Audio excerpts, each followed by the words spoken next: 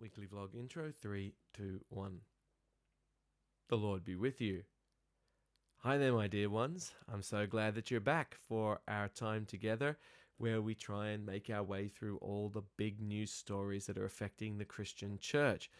I tell you what, this channel is growing and I'm very thankful for it, but the analytics tell me that a large number of people who watch my videos don't actually subscribe. So if you want to help this channel grow, if you value what I do and you'd like to see the influence of the gospel spread even further through my humble efforts, then the best way you can do that is to like this video, to share it with friends and family, and to subscribe with the notification bell turned on so that you can get all the latest content from me delivered straight to you. Okay, with that said, every week we make our way through the news cycle. We try and look at it through a Christian perspective, and sometimes in the course of doing this, some stories just turn up that are absolutely crackers, completely bonkers stuff. And as my dear departed grandpa used to say, you can see him up there, my pop, he's there somewhere, there he is, a photo of him. If you don't laugh, you'll go nuts. So these are all serious stories. We'll get into why they're serious, and some of them are even a mockery of the Lord and a mockery of the church. But there is an element of just insanity here that absolutely staggered me in covering these this week. So without further ado, let's get on with this week's episode of the Weekly Vlog.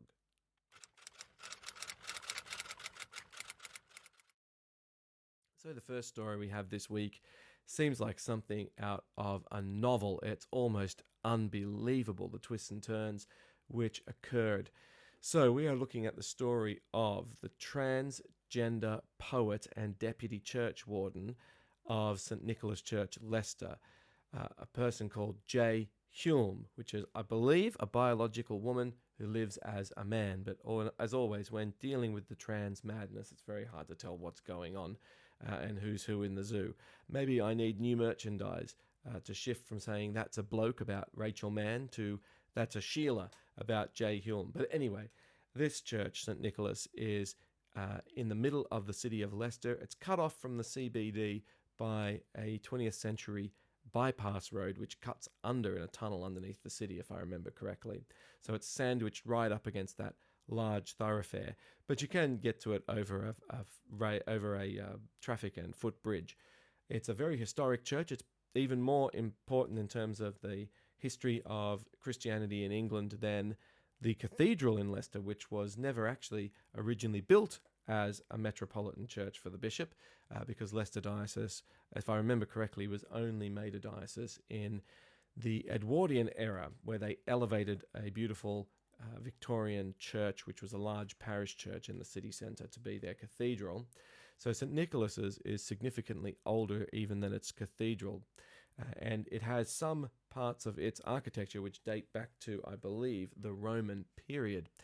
Unfortunately, that beautiful, rich heritage of Christianity in this place of worship, which has been a church in the Christian faith for over 1,000 years, has been tarnished by it becoming synonymous with apostasy and heterodoxy, as it is a church that is completely capitulated to and dominated by the evil rainbow sodomite agenda. This is the same church where there was a significant controversy a couple of years ago about them putting a Progress Pride flag on their altar, which I and a couple of other prominent members of the Church of England attempted to challenge at the time, but to no avail. They went to ecclesiastical court and were still permitted to use said flag on the Lord's table, even though it's a breach of, obviously, the morals of the Bible for what it represents, but also the Church of England's internal canons and rules about church decorations and liturgical colours. Anyway, because it's a sodomite rainbow idol, they can get away with blue murder. And so this church has a deputy churchwarden who, as I said, is a transgender person, J. Hulme. This is a wild story that's just broken, but it's been going on for quite some time, apparently since at least 2021. So this deputy churchwarden is a volunteer at St. Nicholas Church, faced significant levels of harassment from an individual who propositioned them for a romantic relationship back in 2021. This person was Vanessa Pinto, a lay preacher in Leicester Diocese, who, after a service at Leicester Cathedral, upon seeing Jay at their church once or twice before, decided to ask them out on a date. When the transgender churchwarden declined, then began the stalking. Now, this is a long and complicated story. I'm not going to go into every single detail here, but you can look it up. It's been reported on by the BBC, who broke this. But there was a significant escalation over time of the harassment, abuse, and unwanted attention from Pinto towards Hulme, turning quite hostile, actually, with accusations of racism, bias, and then it ended up in online abuse. At one point, there was even pornographic images shared. It's a really bizarre case, apparently, of this Pinto woman who wanted to go out on a date or have a romantic relationship with Hulme, but was turned down. Wow, this is like the this is like the Church of England version of Baby Reindeer. If you've never seen Baby Reindeer on Netflix, wow, it's a pretty wild story. So there was a lot of defamatory content posted, a lot of fake social media profiles. Whenever one was dealt with or blocked by Hulme, Pinto would make another one and it'd crop up out of nowhere. A lot of really very aggressive language used, threatening language, constant messages, attempts at defaming character. Went on and on for quite some time. The police seemed to not take this very seriously.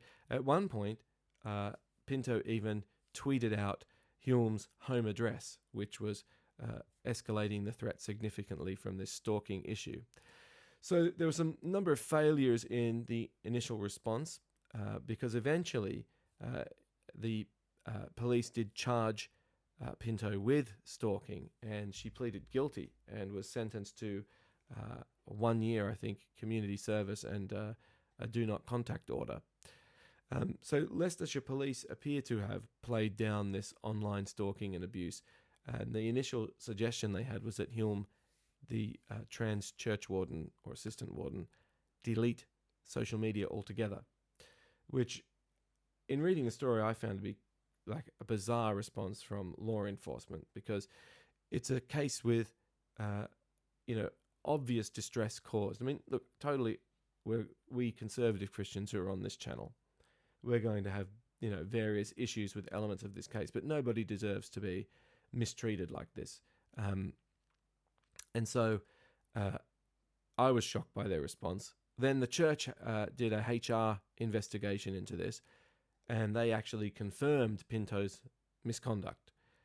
But then one of the front runners to become the Archbishop of Canterbury, my former boss, Martin Snow, he waded in and dismissed the complaint. And this was like bemusing to my wife and I, because unbeknownst to all of this, to us, all of this was going on whilst we were serving the Lord in Colville and Leicester Diocese. So the diocese does an investigation. They discover that Pinto is causing problems. Then along comes Martin Snow, who calls Hulme in, who was, this transgender. The pronouns are so weird, aren't they? It's a lady. This woman pretending to be a man is called in to sit down with Martin Snow, and according to Hulme, he had a thick folder on his knee, and allegedly, he's refuted this later, and he's the diocese has robustly rejected this claim.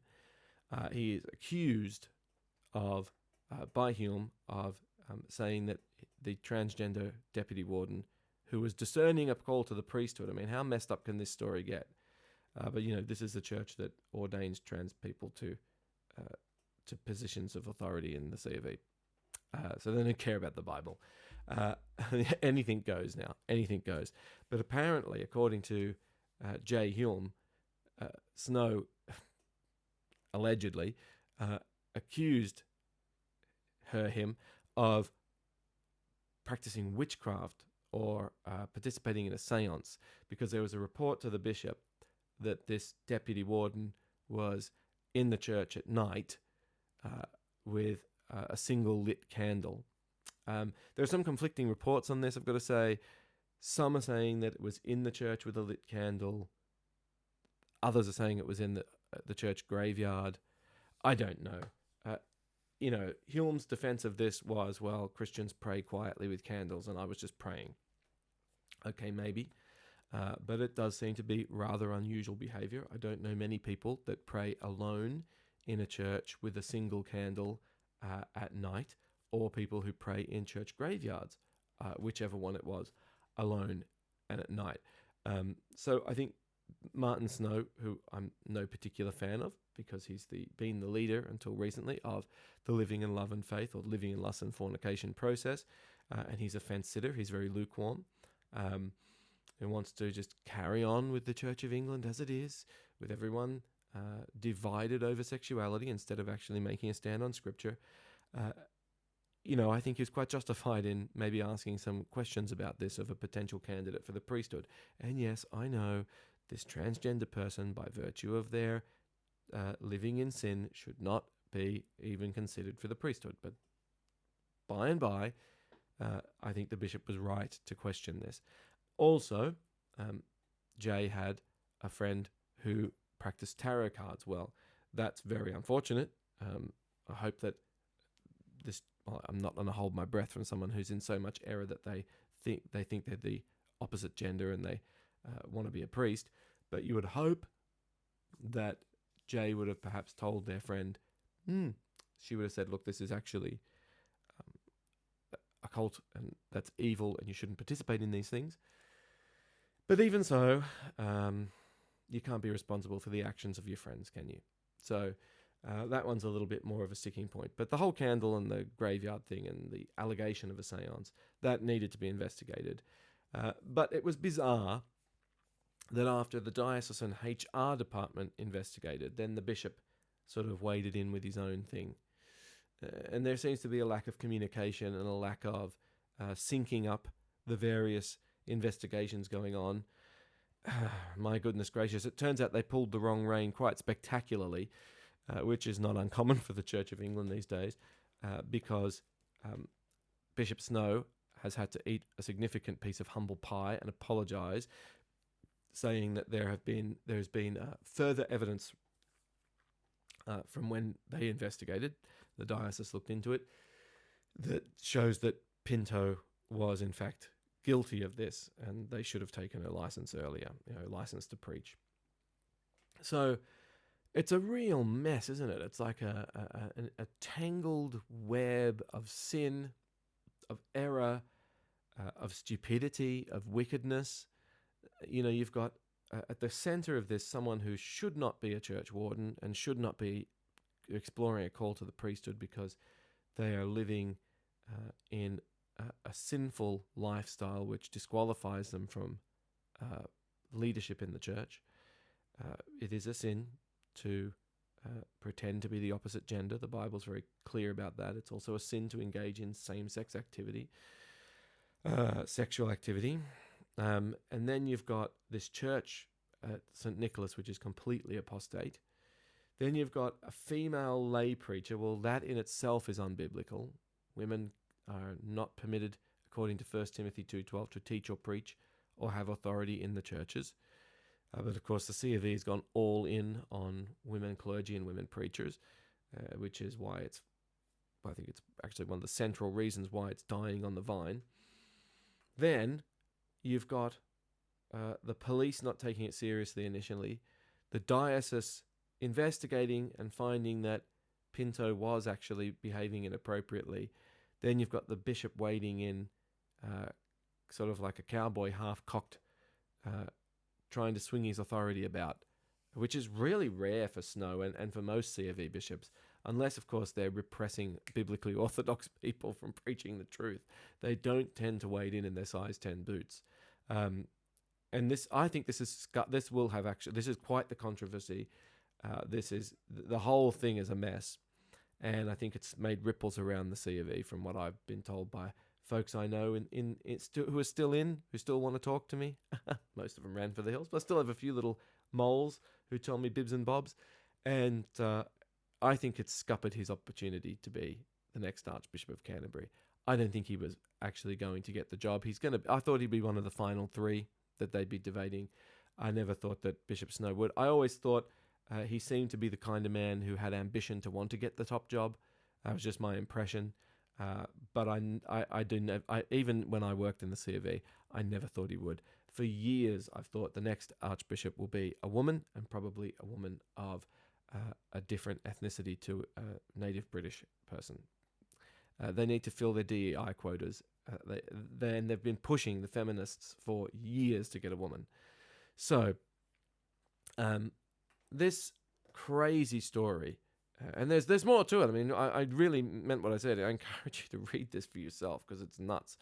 And I laughed through part of it just because it's so absurd. Like one aspect was that Hume booked a Jesuit retreat, and then Pinto turned up at the same retreat, and it was so horrendous that Hume had to run away and leave. So anyway, in 2023, the police arrested Vanessa Pinto, and in March 24, or May 2024, sorry, she was found guilty of stalking. She pleaded guilty. She got this 18-month community service order and a no-contact ban. But, of course, Hume says it's basically ruined this trans things drive me mental. Her life, messed her up in the head. Of course it would. I feel very sorry for her. And in the end, what's our takeaway from this? People have been messaging me about this, like, Father Brett, what do we do with this story? How do we make sense of this? Here's my takeaway. Here's my thoughts. Sin begets chaos. Rebellion against God leads to a disordered life. And what you're seeing here is a church, denominationally, the Church of England, which has lost its way. An individual parish which is particularly focused on rebellion against God, on this, sodomite pride. It's the massive idol for St. Nicholas Lester. I mean, I once had a mate visit me from Australia who came up on the train to visit me in Leicester, and we met up in the city for lunch one afternoon, and we were strolling about, and he said, well, can we pop into this historic St. Nicholas Church? And I said, yeah, be warned, it's pretty lefty. And he said, I just want to look at the building. And we popped our head in and didn't realise it was their mid-afternoon or midday or whatever it was, prayers.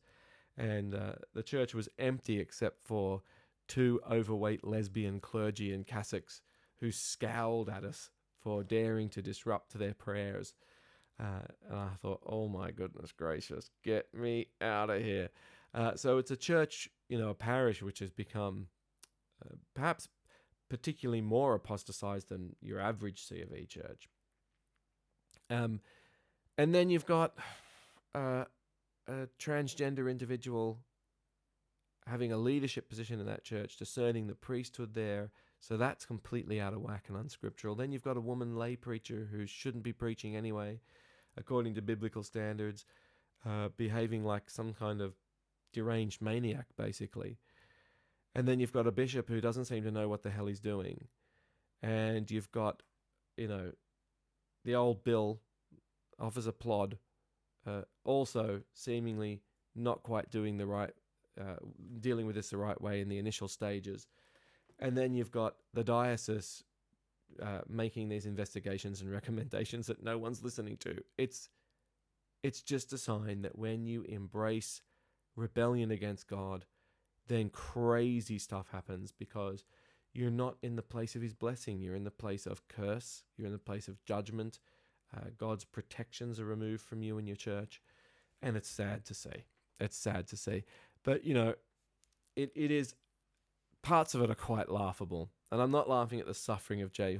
Hume. I'm just laughing at the absurdity of this entire insane story. And I think it's, becoming more and more typical in the Church of England to have this sort of madness unfolding, where they are such a mockery of true biblical Christianity that they can't even see it themselves, and they just sort of blunder through blindly just the blind leading the blind. Anyway, this will be a fun comments section this week. Okay, let me know in the comments what you think of the transgender church warden who was stalked by a lay preacher, and the investigation into it, and the bishop who accused him of witchcraft. That'll be fun. I look forward to hearing from you, beloved. Okie dokie. Next story is coming out of Church Times. This one is from way before my time, back in the 80s and 90s, of historic allegations of abuse by an evangelical leader in the Church of England. This is like the latest, but it's finally going to trial, and there's been accusations made that are criminal charges. This is like the latest in the long line of evangelical leaders who have had a cult of personality-like devotion develop around them in the Church of England. You know, think of like the Pilavachi affair as one of the prominent recent examples of this. Or even outside the Church of England, like the Ravi Zacharias disaster. So this one is, some of you will know this, most likely because you're of an older generation who were around at the time. But there was a service called the 9 o'clock service, which became summarized or known by the acronym NOS, 9 o'clock service. It started in 86, so it is before my time. I was 1 year old in 1986, at St. Thomas's Church in Sheffield. It was led by a guy called Chris Brain. He was a Christian rock musician, actually, and it was a heavily youth-focused, and this is a bit where I cringed reading the Church Times, rave-style worship service. There's your alarm bells already. Just stick to your Book of Common Prayer, light a bit of incense, get some candles. You know, you don't. This is where the Church of England went all wrong. They deviated from the beauty and the near perfection of the 1662 Book of Common Prayer, and they foolishly started going into these weird, wacky types of liturgy that they sort of just pulled out of their hats, pulled out of thin air. And obviously these things are prone to theological error and moral compromise. So, you know, rave music. I guess we're thinking kind of like loud, flashing lights, multimedia, very little or no vestments, a focus on being very seeker-sensitive, basically entertainment. Sounds like they were ahead of their time for the megachurch movement. And evidently, it attracted hundreds of youth and young people in their early 20s and uni students, and grew to nearly 600 members in the congregation, presumably again because it was very entertaining. And the Church of England, of course, fawned over this at the time. They praised it because it was a fresh new way to reach the young people and the non-churched. And of course, they were aware of the impending decline, which had already begun in the 80s, which was one of the reasons why they said we needed women's ordination, because it would make everyone flood back to church. And actually, it's been the exact opposite. Anyway, I digress. And so, 9 o'clock service moved to Ponds Forge in Sheffield, and the services were called Planetary Mass, with like an eco-environmental theme and bold worship styles. It sounds like it was woke ahead of its time. So the controversy breaks in 1995, when I was 10 years old, because things seemed to take a dark turn. Allegations surfaced that Chris Brain was being sexually and emotionally abusive and coercive to women in the congregation. Again, this is all alleged. There's a current court trial going on. This is all on the public record out there for people to look up. So Brain, again, allegedly was rushed through ordination in 1991 because he was so popular, and his church, well, it kind of became a church in itself, didn't it? It was growing, but it was showing cult-like tendencies of like utter devotion to this guy, which again, you're getting echoes of other famous figures, now infamous figures, who were very popular, very influential in the Church of England, particularly in the 80s, 90s, early 2000s, who started movements and didn't have much accountability, didn't have much transparency to their ministries, and it always ends badly. So, allegations, again, have been made about a home-based team of young women who lived with Brain, or who took care of the housekeeping for him, who were called the Lycra Lovelies or the Lycra Nuns. So we're getting into like creepy blasphemy here. Reportedly, they were tasked with doing the domestic work at his home, and they were often doing it in very skimpy clothing, and some have claimed that they were expected to perform sexual favors as well. That is one of the central accusations made against him by these women. Prosecutors have said in the court case, which has recently begun, it's actually ongoing, it's expected to last 6 to 8 weeks, that Brain became like a cult leader. He isolated the members of the 9 o'clock service from family and friends, and he expected a form of dependency upon him for spiritual and moral insight and guidance. This is, of course, very dangerous territory. This is where abuse can occur. One chilling claim has been that Brain told young women he was helping them to heal from their sexual repression or to use their sexual power to glorify God. Well, this sounds like a lot of the nonces who have recently been exposed in the Church of England, who would manipulate young adults and or underage minors with these kind of weird claims of spiritual guru and authority status, that they have the special knowledge from God of how to live a better life or something. It's all sounding a bit Jonathan Smythe-ish, isn't it? In 1995, after the complaints surfaced, church leaders did eventually confront Brain, and he reportedly admitted to abusing up to 40 women, who said that he's quoted as saying, "I thought it was more." So he claims now that they were all consensual relationships.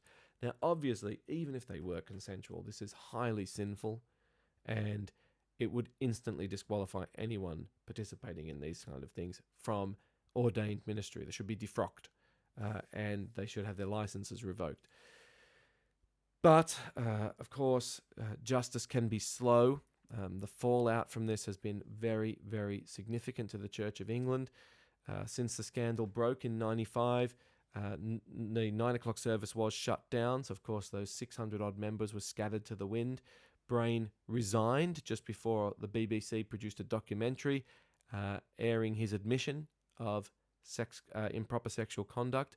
The Archbishop of York, at the time, banned Brain from acting as a priest. And immediately after basically being sacked, he checked into a psychiatric hospital after his resignation. So it is a sordid tale, isn't it? So the Church of England has faced significant criticism about this case, as it has with many other safeguarding cases, which have been incredibly poorly handled for the last 40, 50 years. They had very weak oversight. The 9 o'clock service had almost no accountability, and Brain himself was treated as a bit of a golden child and seemed to be able to get away with things he shouldn't have gotten away with. Survivors have been traumatized. Some have sought compensation from the church for the damages they've suffered.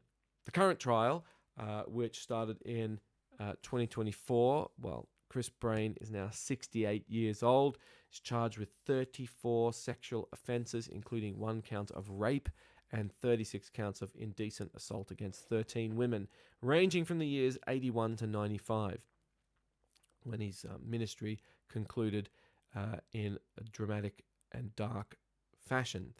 The trial began this month, July, a couple of days ago, and the Inner London Crown Court has been the centre of a bit of a media storm about this. It's sort of, even though it was quite a while ago, it's yet another controversy in the Church of England. So that's opening them up to more and more scrutiny, more and more criticism. And it just seems to me the C of E, a bit like the previous insane story of the trans churchwarden being stalked by a lady preacherette, it stumbles from one controversial issue to the next. Now, there's very little good news that comes out of the Church of England, very little positive news. There are, of course, good, faithful, Bible-believing priests out there doing good work, and there are still holdouts, conservative parishes that are traditional on sexual ethics and biblical morality and even gender roles in ministry, but they are few and far between. By and large, the hierarchy and the news media, they just lurch for, the Church of England seems to be lurching forward, hesitant of the next controversy around the corner. So anyway, Brain has denied all the charges and claimed that all of the sexual contact was completely consensual. The prosecutors have called Brain's alleged actions staggering in terms of being an abuse of power, and the services were called extremely disturbing and cult-like. I mean, this kind of thing, it seems to be coming out of the woodwork now, that it was just all too common in certain circles in the C of E. And it's sad because the trail of destruction that it's left has obviously hurt very many individuals, but it's also massively damaged not only the reputation of the C of E. Okay, the reputation of the Church of England is in the gutter in this country at the moment. Nobody I know, literally nobody I know, even staunch C of E loyalists are out there defending the C of E anymore. And everybody seems to think that they are no longer fit for purpose. You know, they've sold their birthright, so to speak. They've become apostatized to the point that they're irredeemable. And it's obviously very tragic because that's the mother church of global Anglicanism. And I think Anglicanism is the best expression of Christianity on paper. You know, it's the midway between the Reformation and Catholicism. It's an absolutely rich theological and liturgical heritage for the English-speaking world, and to see it torn apart like this obviously makes me almost move to tears. There's a glimmer of hope. I mean, GAFCON is a glimmer of hope. The Anglican mission in England is a glimmer of hope. The Anglican Church Traditional, which licenses me, very small but growing, and a glimmer of hope. But of course, we're nothing compared to the big boys. The C of E is still the main game of Anglicanism in England, and it's dying. And it's dying like tragically, with really nasty stuff being revealed about just how really, frankly, satanically evil certain aspects of the C of E have been for a long, long, long time. Going back many years, even when people thought things were better. Turns out under the surface there was a lot of darkness going on. Anyway, although the 9 o'clock service was an innovative experiment in the eyes of some, so, you know, a non-traditional aberration in the eyes of others, the betrayal and the harm felt to the victims and the reputational destruction that this and many other controversies have caused to the C of E is absolutely tragic. Anyway, does any of you remember the story of the Reverend Brain, the 9 o'clock service back in the day? And what are your thoughts on it now? Do you think that this is yet another case of the C of E just crumbling to bits? Or is this an isolated incident? Sound off in the comments. I would love to hear. Okay. There has been a story which has been brought to my attention this week. I didn't get to cover the story, all of it. I'll backtrack a little bit.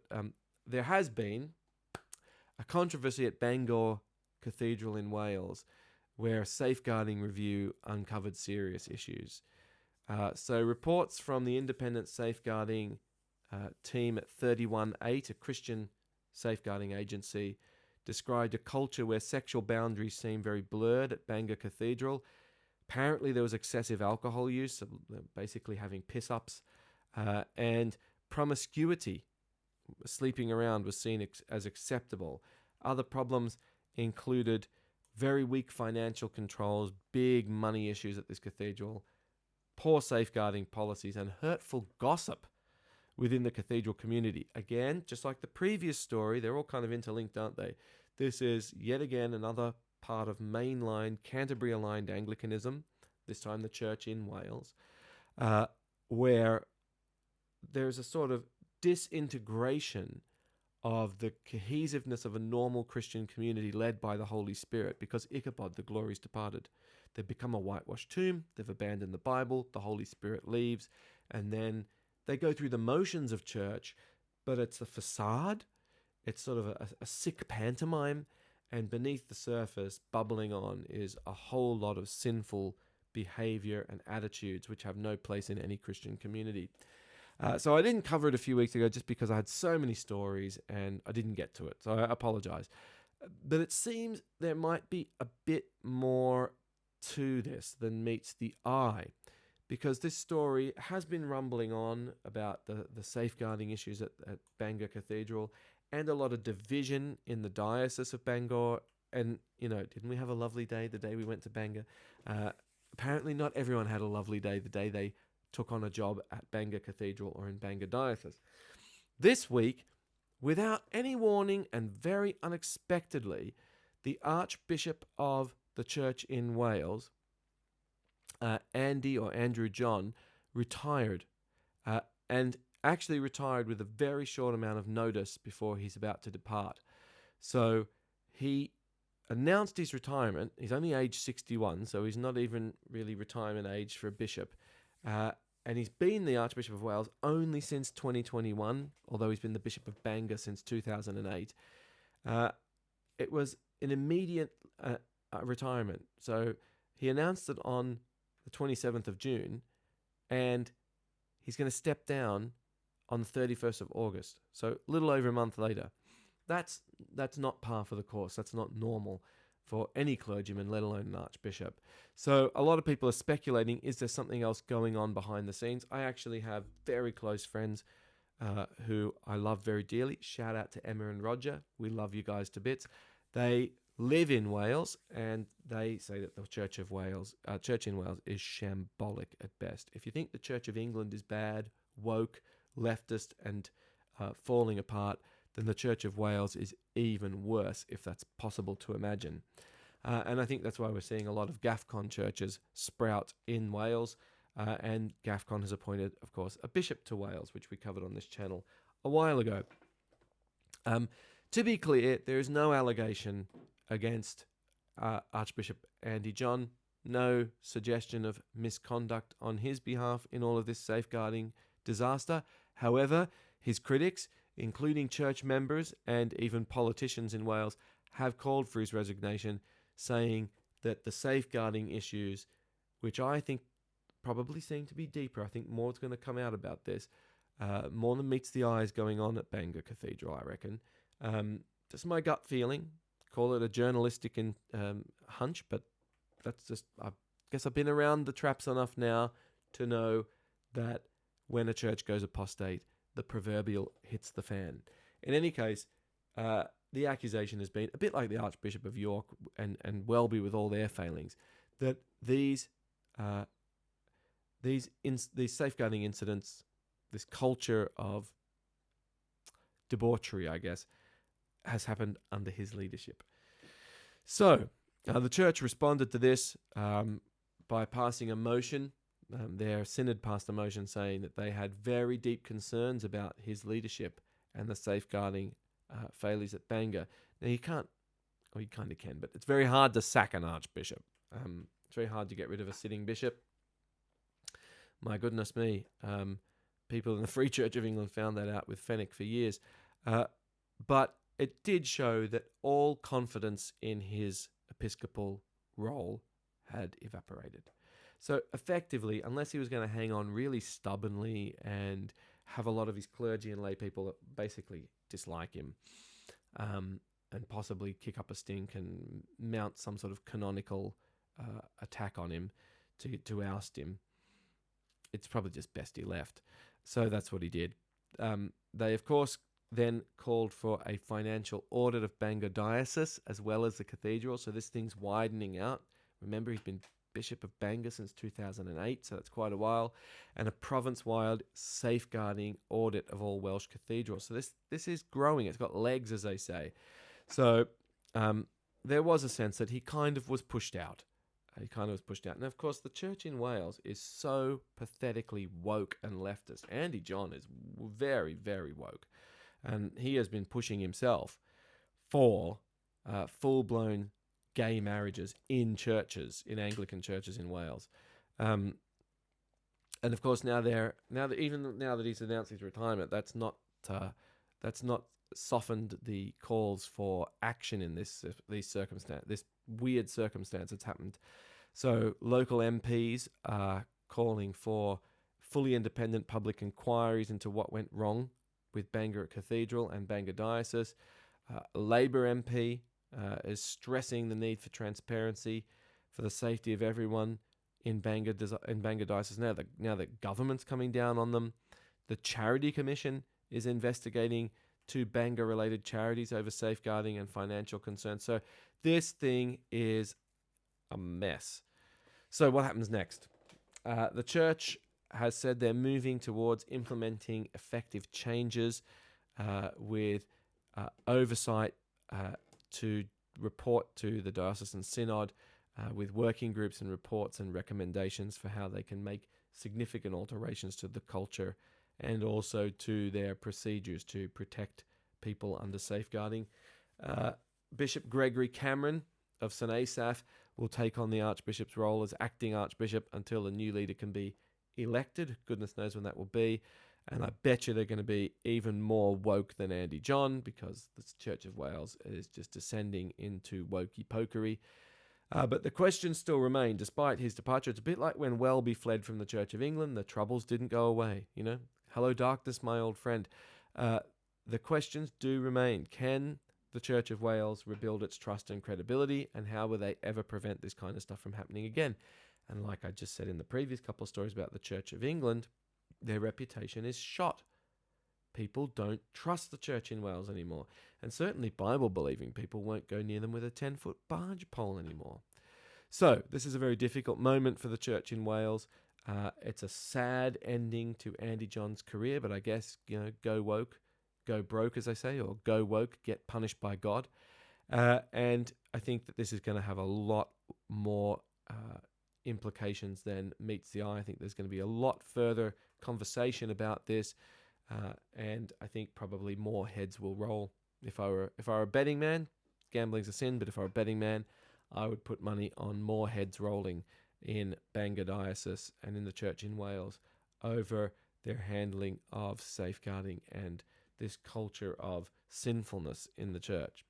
So, what do you think about this story, guys? Drop your thoughts off in the comments, please. Don't forget, though, be respectful. Be nice. The cult of nice. No, speak your mind. Tell the truth. Are you in Wales? What's your perception of the church in Wales? Are you in Bangor Diocese? Do you worship at Bangor Cathedral? Dare you comment? Dare you comment? Keep in mind, the Anglican powers that be do keep an eye on this channel, so don't say anything you don't want your archdeacon seeing and tapping you on the shoulder about, especially if you're a clergyman. Okay, those are my stories for this week. The crazy wild week of wacky Anglican stories in the UK. The insanity of churches which have become heterodox, just, devouring themselves.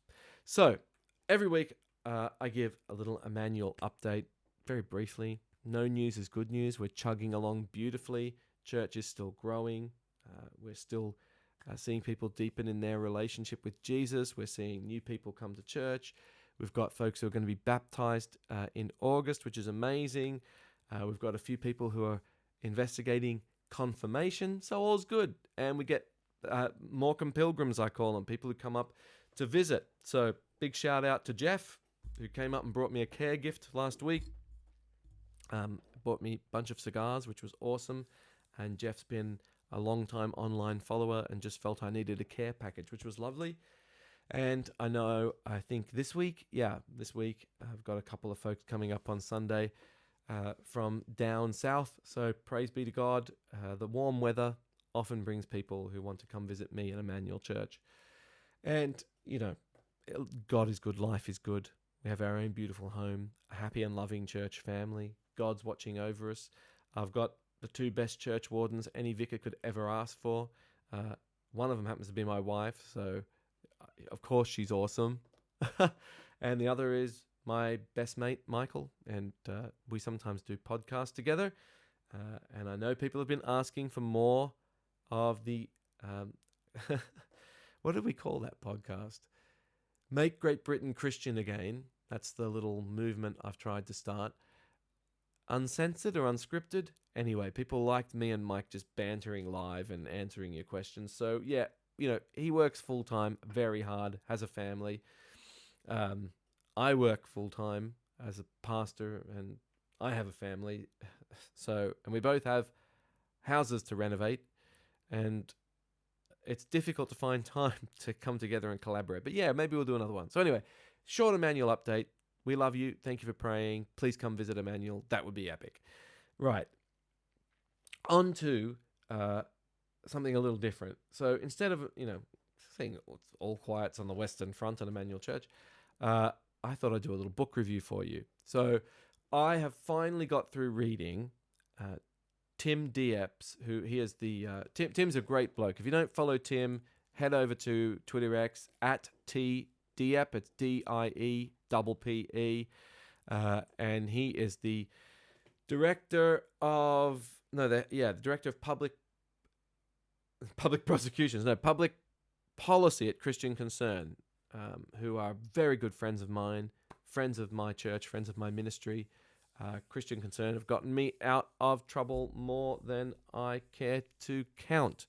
When the apostate bishops come or the evil servants of Satan attack, they are there to protect Bible-believing Christians. And just as an aside, they're doing a fundraising drive because they're helping more people than ever before. So there will be a link in the description for you to donate to Christian Concern if you have a couple of spare pennies. Anyway, Tim, their director of public policy, he is one of the really, really fantastic Christians who is tackling the problem of Islam head on. The rising influence of Islam and Islamism in the UK, I believe, is the greatest threat this country faces. It is a threat which has been forced upon us by our inept leaders who have brought in mass numbers of Mohammedan immigration. So Tim has been writing essays about this, addressing these problems from a Christian perspective for probably near a decade now. And he is one of the leading minds in Christianity in Britain, in how we are as the church and as corporately and individually as disciples of Jesus Christ to deal with the problems which Islam brings to our shores in our once great Christian nation. So the book is really just a compilation of all of his essays over time on this topic, but it's also got some new material. And I had read some of this before in various online contexts, but to have it all compiled into a book with a really good intro and foreword and some fresh input from Tim, I think it's a book for our times. I really do. I would give the book 9.5 out of 10. If you want to be equipped with how, as a Christian, you can respond to Islam, this is the book for you. If you want to have your eyes opened to just how wicked the false religion of Islam is, read this book. I mean, Tim has been sounding the alarm about the grooming gangs for a long time, so he is one of the few people who've been bold enough to do that. So that is covered in the book. It's called The Challenge of Islam. You can find it on, of course, where you find everything these days, Amazon. You can find it on Amazon, and the paperback version is just 12 quid. So I think every Christian in this country, in the United Kingdom, actually I think the Yanks should read it too as a warning to not let this happen to them, should read this book. So I have it on my Kindle, which is only £7. And listen, I'm not paid to promote this. It's not a paid promotion. Tim hasn't told me to do this. This is just a book I read and I like, and it's from a guy I respect a lot. And I'm telling you the prices because I know that times are tough, but this is really cheap. So I would encourage every Christian to get a hold of it. I read it on my Kindle, and then I got a copy from my church library. So I've been encouraging people at church to read it and pass it on, because if this is one of the only serious academic works that have been done to help us, to equip the church, to help us to actually have a robust response to Islam. Because I think the church has been caught with its trousers down in the UK. Not only has much of the church apostatized, but even biblically faithful churches, they don't seem to know quite what to do with the religious ideology and philosophies of Mohammedanism. So read it. I enjoyed it. I recommend it. Okay, beloved, let's say the collect, and then we shall conclude for the evening. So the collect for this week is for the third Sunday after Trinity. Let us pray. O Lord, we beseech thee mercifully to hear us, and grant that we, to whom thou hast given a hearty desire to pray, may by thy mighty aid be defended and comforted in all dangers and adversities through Jesus Christ our Lord. Amen. Tell you what, here's my 2 cents for nothing. The collect prayers between Trinity and Advent are absolutely amazing. The ordinary time collects, they're pithy, they're usually quite short, they're punchy, they're discipleship focused. They are one of the greatest gifts of the church, of the Anglican tradition, and it's a delight to read them week in and week out in church and on the vlog. So let that be your prayer this week, that you would trust in the Lord who has saved you to defend you from all perils and dangers you might face. And in a world which is increasingly hostile to Christians, that ought to be the prayer of every believer. Okay, beloved, I'm so glad you tuned in. Thank you for all of you who joined in the live chat. It's a pleasure every week. We get nearly 100 people watching, and we usually get about 50 odd people commenting. So that's really chatting away, which is lovely. And thank you to all the folks who have commented on this. Now, the algorithm thinks it knows you pretty well, so it'll recommend some videos for you to watch. Please, would you do that? That would be lovely. Otherwise, I shall see you in the next vlog for the Five Fathers evening prayer, which is at 8:30 p.m. every Sunday, or in person, live at Emmanuel Morecambe. God bless you and your families. May the Lord watch over you and protect you, and I shall see you soon. Bye-bye.